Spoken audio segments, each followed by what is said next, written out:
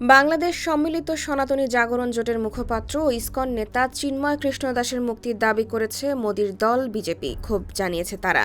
এমনকি তাকে মুক্তি না দিলে বাংলাদেশ সীমান্ত সনাতনীরা অবরোধ করবে বলে হুমকি দিয়েছে ভারতের পশ্চিমবঙ্গ রাজ্য বিজেপি।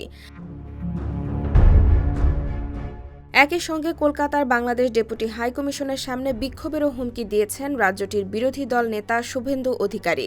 সোমবার রাতে এক প্রতিবেদনে এই তথ্য জানিয়েছে ভারতীয় সংবাদ মাধ্যম দ্য ওয়াল। সোমবার বিকেল 4:30টার দিকে বাংলাদেশ সনাতন জাগরণ মঞ্চের মুখপাত্র ও চট্টগ্রামের পুণ্ডরিক ধামের অধ্যক্ষ চিন্ময় কৃষ্ণ দাস ব্রহ্মচারীকে রাজধানীর বিমানবন্দর এলাকা থেকে হেফাজতে নেয় ঢাকা মহানগর গোয়েন্দা পুলিশ। পরে তাকে গ্রেফতার দেখানো হয়।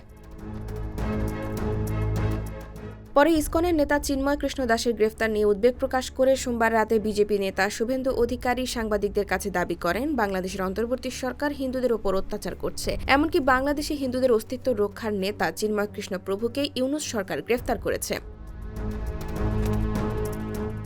শুভেন্দু আরও বলেন, সোমবার রাতের মধ্যে চিন্ময় কৃষ্ণ প্রভুকে মুক্তি না দিলে আগামীকাল থেকে সীমান্তে সনাতনীরা অবরোধ করবে।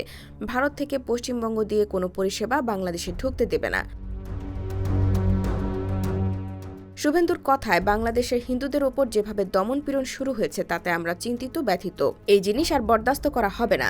বাংলাদেশ সনাতন জাগরণ মঞ্চ গত 25 অক্টোবর চট্টগ্রাম সমাবেশ করে। চিন্ময় কৃষ্ণ দাস এই মঞ্চেরও মুখপাত্র।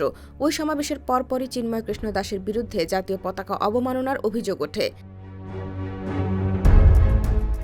এরপর গত 30 অক্টোবর চিন্ময় দাস সহ 19 জনের বিরুদ্ধে মামলা দায়ের করা হয়েছিল নগরীর কোতোয়ালি থানার। সেই মামলা দায়ের করেন ফিরোজ খান নামে এক ব্যক্তি। বাংলাদেশের জাতীয় পতাকা অবমাননা করার অভিযোগে রাষ্ট্রদ্রোহ আইনে এই মামলা করা হয়। IBTV USA, new York.